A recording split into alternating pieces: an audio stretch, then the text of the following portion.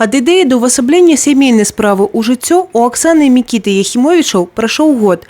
Да гэтага маладыя людзі працавалі ў сферы далёкай ад бізнесу. Але вось ужо з ліпеня у такім незвычайным вагончыку яны гатуюць для гаражан і гасцей горада каву і гарбату.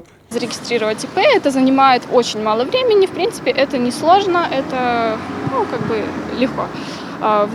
Чтобы стать на учет в налоговой, это тоже не составило никакого труда, то есть приходишь, пишешь заявление, они у тебя спрашивают, какая будет система обложения, выбираешь, в принципе, и все. ФСЗ нам тоже никаких сложностей не возникало, то есть, в принципе, открыть бизнес в нашей стране не так уж сложно. Маладыя прадпрымальнікі не скрываюць амбіцыйных мар стварыць некалькі таких перасоўных кавярняў по ўсёй краіне. Малый бизнес и самозанятость людей играет очень такую серьезную роль в том, чтобы человеку помочь раскрыться индивидуально, самостоятельно.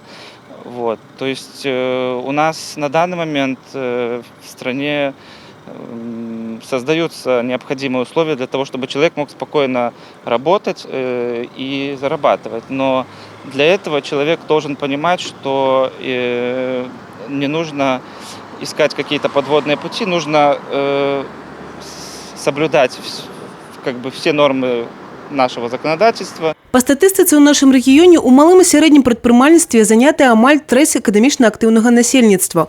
У бюджэт ад іх дзейнасці трапляе звыш 384 мільёнаў рублёў, трэць кансалідаванага бюджэта. Если брать Минская область, они традиционно активны в сфере предпринимательства, то Брестская область находится по количеству созданных предприятий, по количеству индивидуальных предпринимателей зарегистрированных на 3-м месте.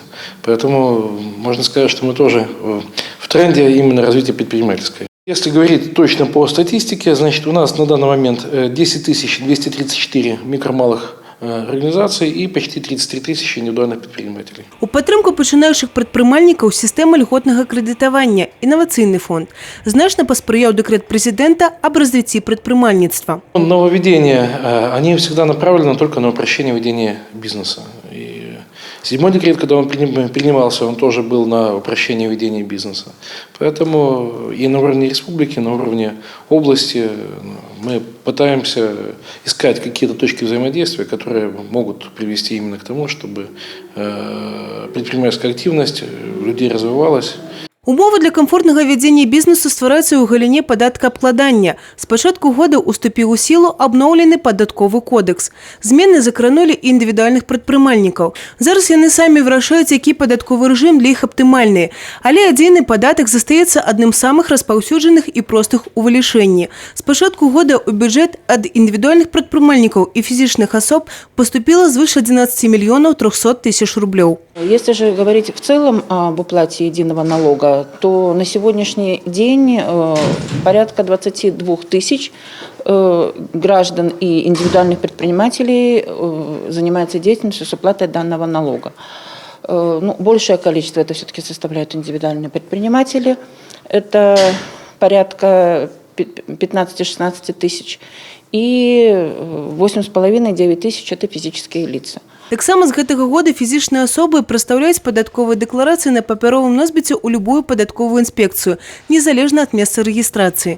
Свае вынікі дае і пашырэнне спісу дзейнасці, якой можна займацца без рэгістрацыі ў якасці індывідуальнага прадпрымальніка. Зараз гэта звыш 20 пазіцый. Евгения Мороз, Сергей Матвейчук, Тыгран Акопян, телерадиокомпания «Амбрест».